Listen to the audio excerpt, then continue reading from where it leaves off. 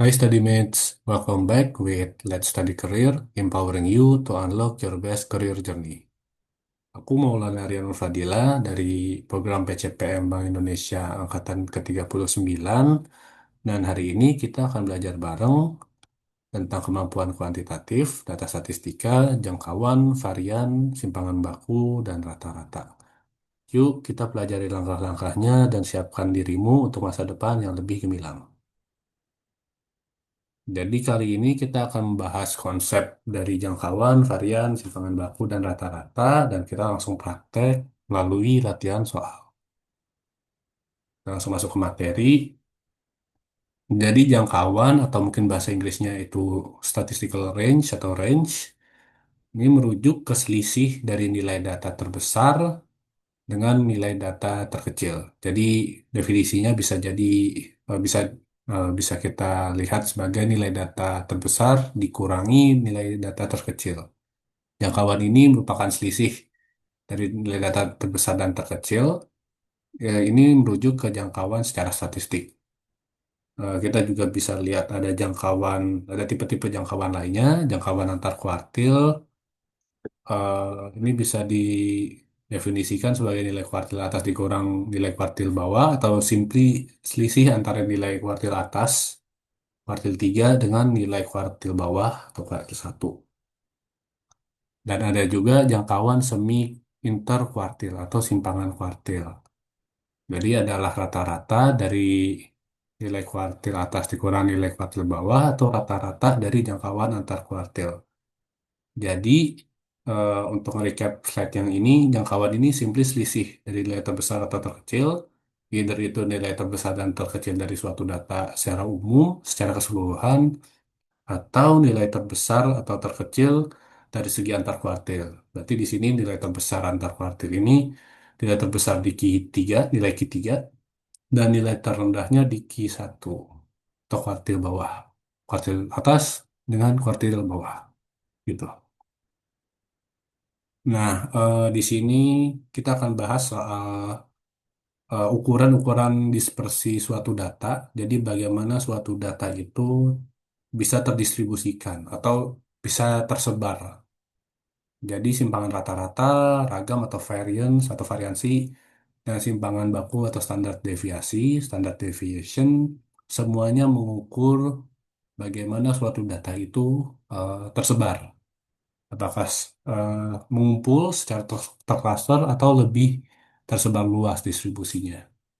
Di sini ada perbedaannya mungkin dari sisi perhitungannya secara statistik.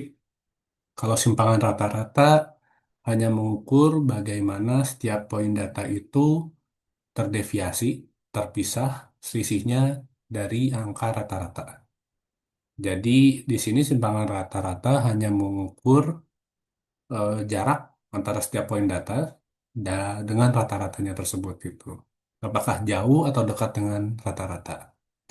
Satu kelemahan dari simpangan rata-rata ini kita bisa eh, agak terkecoh dengan nilai absolut atau ketiadaan nilai absolut karena suatu poin data yang titiknya di atas rata-rata bisa ke-offset dengan suatu poin data yang nilainya di bawah rata-rata karena perbedaannya plus dan minus dan plus dan minus seakan-akan bisa jadi seperti tidak ada perbedaan dengan nilai rata-ratanya begitu. Jadi dari sini makanya suatu ukuran yang jauh lebih sering digunakan adalah ragam atau variansi. Di sini yang diambil itu eh, pangkat pangkat kedua dari selisih yang dihitung antara rata-rata dan setiap poin data. Jadi di sini sifatnya walaupun jaraknya minus, jaraknya plus, karena bentuknya dikuadratkan, seakan-akan nilainya absolut. Jadi yang kita hitung di sini betul-betul jarak suatu data dengan rata-ratanya, either itu plus dan minus. Dan dua-duanya sama-sama bobotnya dihitung, jadi kita bisa benar-benar mengukur suatu data ini seberapa jauh tersebarnya dari dari poin rata-rata data tersebut itu. Nah, ragam ini dikembangkan lagi menjadi simpangan baku atau standar deviasi. Perbedaan ragam sama simpangan baku ini cuman simply simpangan baku ini bentuk akar dari ragam atau variansi. Jadi simpangan baku atau standar deviasi itu cuman akar kuadrat dari nilai variansi itu sendiri. Jadi dua-duanya sama-sama mengukur persebaran data relatif terhadap nilai min atau nilai rata-rata tersebut. Kita lanjut ke latihan soal supaya lebih applicable.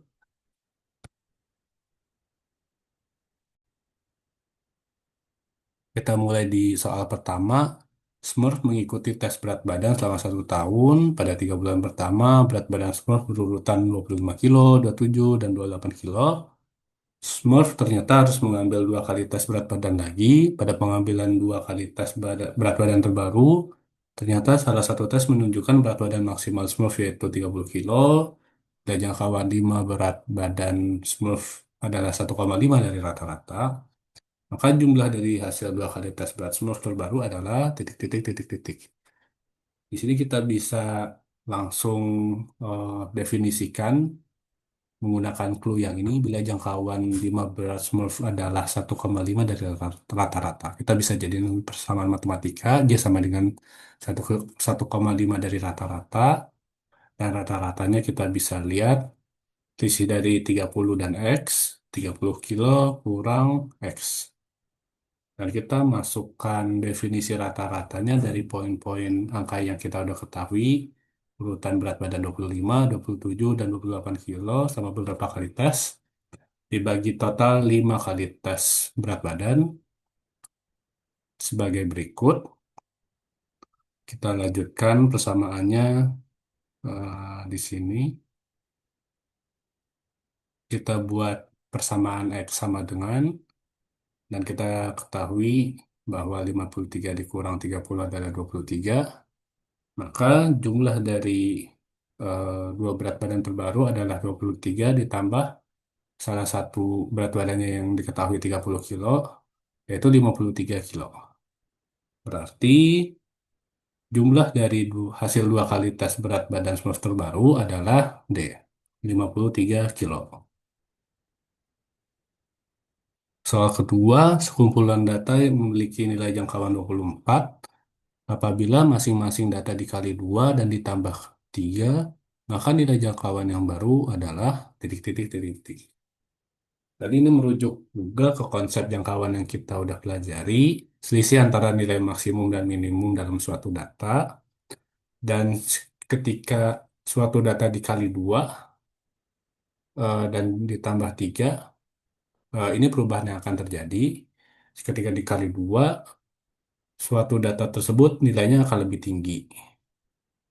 Akan tetapi jumlah yang selisih dari nilai tertinggi dan nilai terendah tersebut akan juga tergandakan.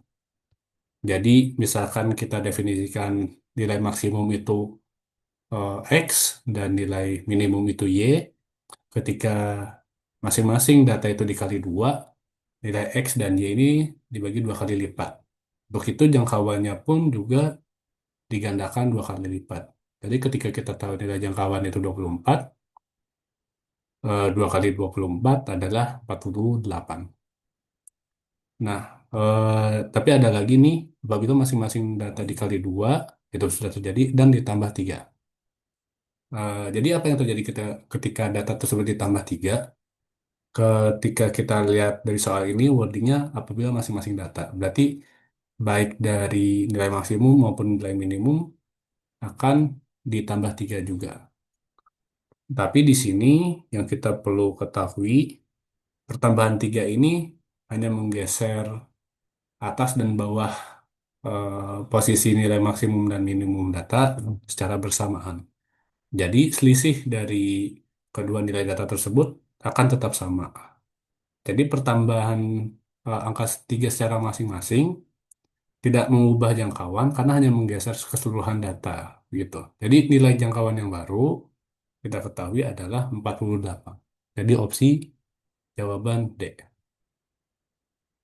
Selanjutnya, simpangan rata-rata dari data berikut 1102 dan selanjutnya adalah titik-titik titik-titik. Simpangan rata-rata seperti yang kita sudah bahas sebelumnya adalah jarak dari rata-rata terhadap setiap poin data. Untuk itu kita pertama harus hitung rata-rata dari soal ini. Kita hitung sebagai berikut, ada 5 observasi data, kita totalkan semua dibagi 5 sama dengan 9.986 dibagi 5 yang sama dengan 1997,2. Nah, dari situ kita hitung deviasi absolut, nilai mutlaknya dari masing-masing data, kita totalkan sebagai berikut 3.649 dan untuk kita mencapai simpangan rata-rata total jumlah deviasi absolut harus dibagi jumlah data yaitu 5. Jadi 3.649,2 dibagi 5. Kita temukan hasilnya 728,37. Itu opsi jawaban B. Soal selanjutnya, perhatikan data berikut ini. 55, 66, sampai 110. Pernyataan di bawah ini yang benar adalah titik-titik, titik-titik. Dari sini kita bisa cek satu-satu. Pernyataannya kita mulai dari jangkauan. Jangkauan selisih antara 110 sama 55 itu 55. Jadi pernyataan yang pertama, poin A, tidak salah.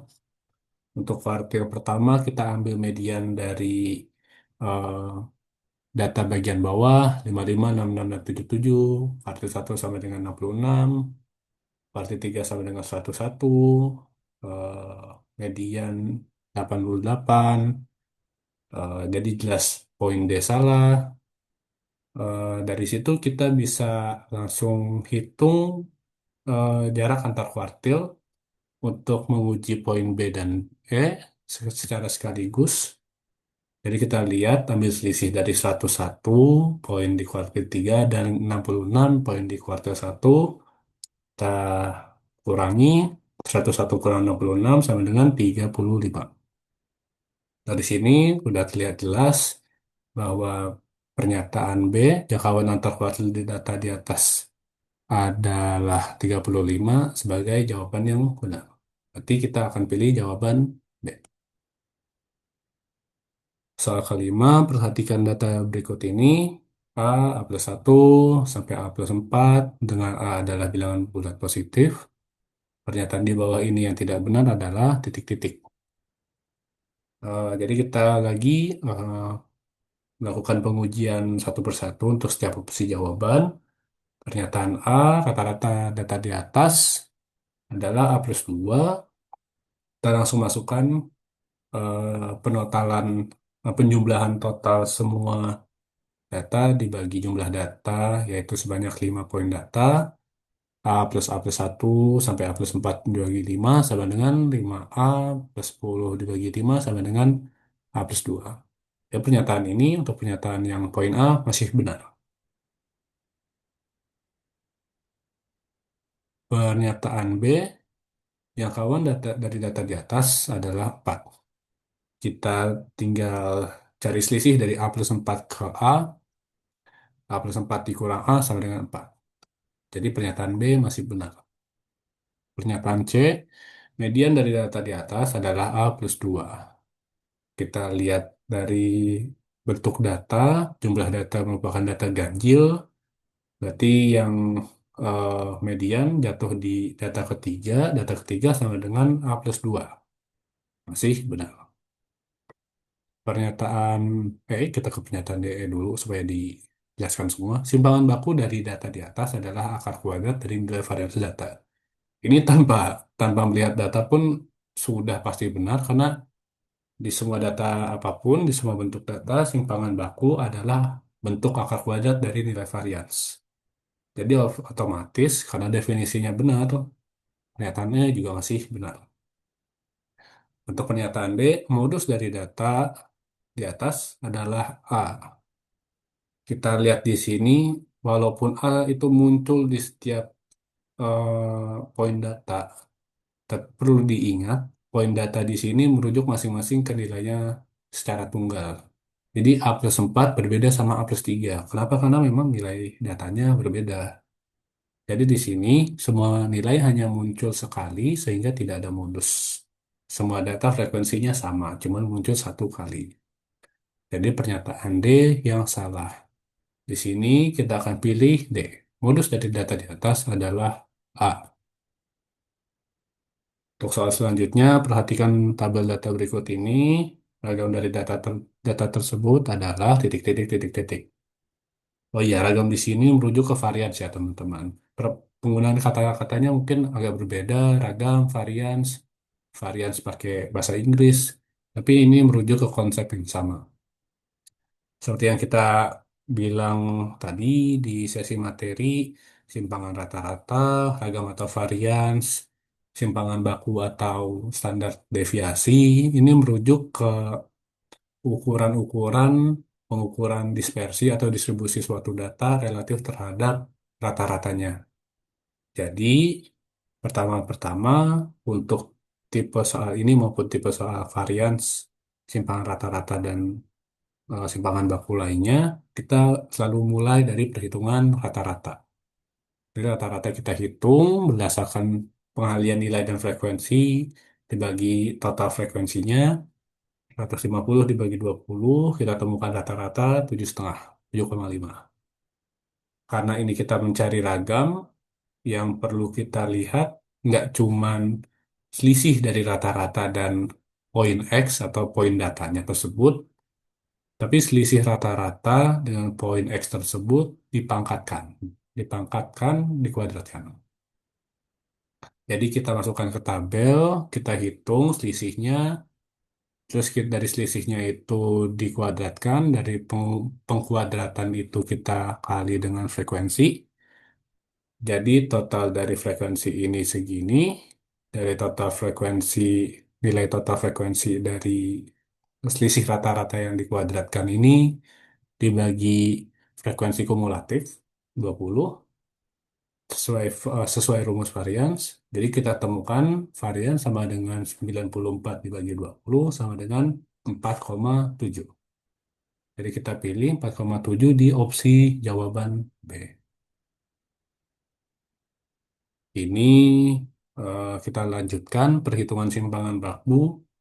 Modelnya sama, kita hitung rata-ratanya terlebih dahulu. Rata-rata kita jadikan poin acuan untuk perhitungan selisih dengan nilai data. Dari selisih itu dikuadratkan, dari pengkuadratan selisih tersebut kita kali frekuensi. Dari total dari pengkalian frekuensi tersebut kita dibagi n besar frekuensi kumulatif untuk mendapatkan varians. Di sini variansnya ditemukan 5,00 atau 5 bulat. Dan untuk simpangan baku atau standar deviasi, kita perlu ingat standar deviasi atau simpangan baku merupakan bentuk akar kuadrat dari varians. Jadi untuk mencari simpangan baku dari varians, kita cukup mengakarkan varians, akar 5 sama dengan 2,24. 2,24 kita, hah? Oh ya Allah, belum diganti. Oke, koreksi untuk Mas atau Mbak atau kakak editor. Tadi ternyata yang salah nomor 7. Makanya tadi masih merah, ini jawabannya belum diganti. Sorry ya. Oke, mau mulai lagi. Sudah. Jadi untuk nomor 7, perhatikan tabel data berikut ini. Tabelnya seperti tertera sebagai berikut. Simpangan baku dari data tersebut adalah titik, titik, titik, titik. Jadi seperti sebelum-sebelumnya, untuk setiap tipe soal simpangan rata-rata, soal eh, simpangan baku, soal varians, atau eh,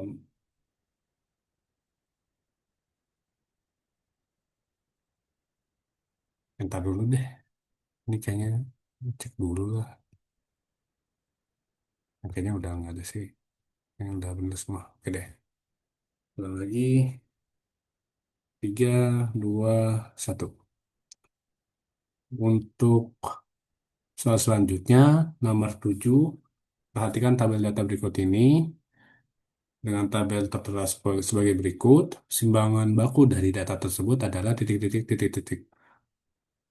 Jadi seperti semua tipe soal perhitungan simpangan rata-rata, perhitungan varian atau ragam, dan perhitungan simpangan baku atas standar deviasi, yang perlu kita lakukan pertama-pertama adalah penghitungan rata-rata dari data tersebut. Nah, rata-rata ini akan dijadikan nilai acuan untuk kita menghitung selisih. Jadi kita hitung rata-rata dari data ini, kita temukan rata-ratanya, pengkalian nilai dan frekuensi dibagi total frekuensi adalah 5,57. 5,57 ini kita jadikan acuan untuk menghitung selisih dari nilai data X dengan rata-rata dan dipangkatkan untuk mendapatkan deviasi absolut. Dari sini kita total deviasi absolutnya hmm, yang sudah dikalikan dengan nilai frekuensi dari setiap kelas observasi. Dari nilai tersebut kita totalkan 105 dan dari sini kita hitung variansnya atau ragamnya. Total 105,14 ini dibagi N besar, frekuensi kumulatif, yaitu 21, jumlah total frekuensi kumulatif dalam data ini, dan kita temukan 5. Variansnya dan simpangan baku adalah bentuk akar dari varians. Jadi kita cukup akarkan aja varians ini, akar dari 5 adalah 2,24. Jadi untuk nomor 7 ini jawabannya adalah A, 2,24. Untuk nomor 8, perhatikan data berikut ini. Simpangan antar kuartil dari data tersebut adalah, karena ini merujuk ke kuartil, eh, nilai urutan itu meters. Jadi kita urutkan datanya dari nilai terkecil ke nilai terbesar, 30 sampai 36. Kita identifikasi medianya di mana, kuartil bawah dan kuartil atasnya di mana. Kita identifikasi kuartil 2 di angka 33, karena ini angkanya genap, jadi kita bisa langsung cari angkanya langsung tanpa rata-rata antar dua angka. Kita identifikasi paruh bawah data di kuartil bawah dengan median Q1-nya 32 dan bagian paruh atas datanya 34 sampai 36 dengan median Q3 35. Dari sini kita bisa tahu angka Q3 dan Q1. Kita tinggal hitung selisihnya antara Q3 dan Q1, 35 dengan 32. Interkuartil range atau jangkauan antar kuartil Q2, Q3 dikurang Q1 sama dengan 35 kurang 32 sama dengan 3. Dan yang kita cari di sini simpangan antar kuartil. Jadi simpangan antar kuartil adalah rata-rata dari jarak antar kuartil, yaitu interkuartil range atau jangkauan antar kuartil dibagi 2 sama dengan 3 dibagi 2 sama dengan 1,5. Jadi di sini kita jawaban ada di opsi B, 1,5. Soal nomor 9, jangkauan antar kuartil data di atas adalah titik-titik. Dari angka 111 sampai 777. Karena sudah urut, kita bisa langsung identifikasi kuartil 2, kuartil 1, dan kuartil 3-nya. Kuartil 2 ada di angka 444, kuartil 1 ada di angka 222, dan kuartil 3 ada di angka 6666. Caranya masih serupa sama eh, soal sebelumnya di nomor 8. Kita langsung, karena yang dicari adalah jangkauan antar kuartil, kita cukup kurangi antara kuartil 3 dan kuartil 2, 6 dikurang 2222 yaitu 4444. Jadi jawabannya D, 4444. Soal terakhir, apabila varians dari suatu data adalah 8, maka pernyataan di bawah ini yang pasti benar adalah titik-titik titik-titik. Untuk tipe soal pernyataan seperti ini, kita harus coba satu-satu. untuk pengujiannya, kita lihat di pernyataan A, nilai simpangan baku sama dengan nilai simpangan rata-rata. Ini tidak benar karena simpangan rata-rata itu bentuknya semacam kondisi sebelum evolusi menjadi ragam dan ragam ini kondisi sebelum evolusi menjadi eh, simpangan baku gitu atau standar deviasi. Jadi simpangan rata-rata tuh justru kayak bentuk yang lebih simpel dari simpangan baku. Jadi pasti nilainya eh, nggak mesti sama. Nah, apabila varian suatu data adalah 8, maka nilai rata-rata adalah 8. Ini nggak ada jaminan karena kita nggak tahu kayak posisi datanya itu gimana. Jadi, dan kita lihat rata-rata itu determinansinya itu jumlah dari total datanya tersebut dibagi eh, atau total nilai dari suatu data dibagi jumlah dari data tersebut. Jadi sum sum of eh, total dari nilai suatu data dibagi nilai n kecil dari jumlah data tersebut. Jadi tidak ada informasi yang mendukung bahwa rata-rata ini kayaknya bisa lebih simpel sih. Oke, ulang deh untuk nomor 10. 3, 2, 1. Untuk soal terakhir, apabila varians dari suatu data adalah 8, maka pernyataan di bawah ini yang pasti benar adalah titik, titik, titik, titik. Untuk tipe soal seperti ini, yang kita harus lakukan adalah tetap menguji satu persatu dari setiap pernyataan. Jadi kita mulai dari poin A, nilai simpangan baku sama dengan nilai simpangan rata-rata. Ini tidak benar karena simpangan rata-rata ini justru bentuk awal dari simpangan baku. Yang simpangan rata-rata nanti harus dikuadratkan dulu supaya menjadi ragam atau varians. Nah, dari ragam atau varians itu totalnya baru diakar untuk menjadi simpangan baku. Jadi tidak benar.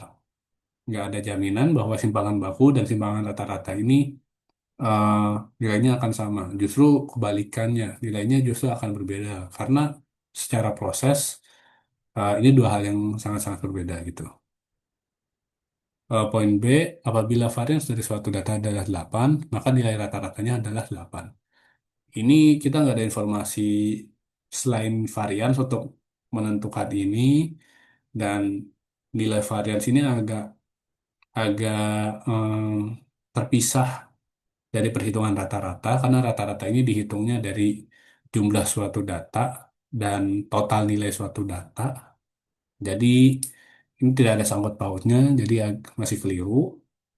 Kita lompat ke poin D, simpangan baku bernilai lebih kecil dari 2. Justru kalau variansnya ini 8 dan kita tahu simpangan baku adalah akar dari varians, kita bisa langsung hitung simpangan baku sebagai akar dari 8. Jadi dari akar akar 8 sendiri kita bisa ketahui sama dengan 2,828 dan nilai ini lebih besar dari 2. Jadi untuk poin D masih salah. Ini untuk poin E, standar deviasi data adalah kuadrat dari simpangan baku. Ini justru kebalik, ini salah. Standar deviasi data itu justru akar kuadrat dari simpangan baku. Kalau kebalikannya, simpangan baku adalah kuadrat dari standar simpangan baku adalah akar dari ragam atau varians. Itu justru benar. Itu tidak benar. Sebaliknya, simpangan baku adalah akar kuadrat dari varians yang merupakan kuadrat dari simpangan baku. Yang benar adalah C.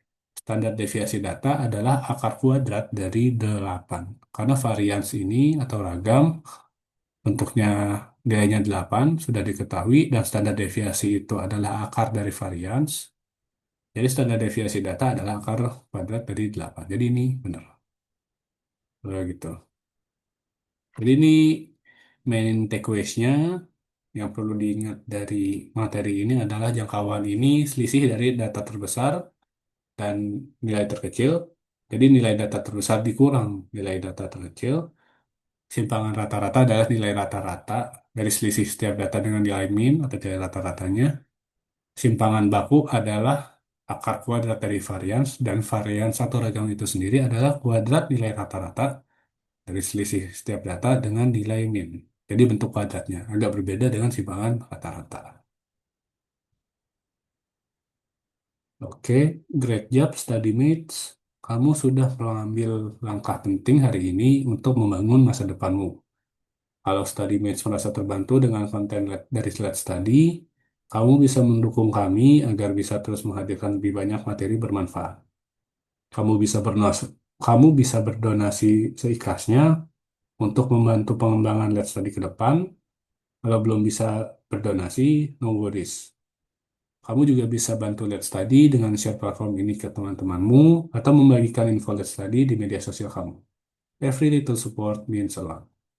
Jangan lupa follow akun Let's Study di Instagram, Twitter, dan TikTok supaya kamu nggak ketinggalan konten-konten keren lainnya. Terima kasih banyak sudah belajar bareng Let's Study Career. Sampai jumpa di video berikutnya. Terus semangat, study mates. And record.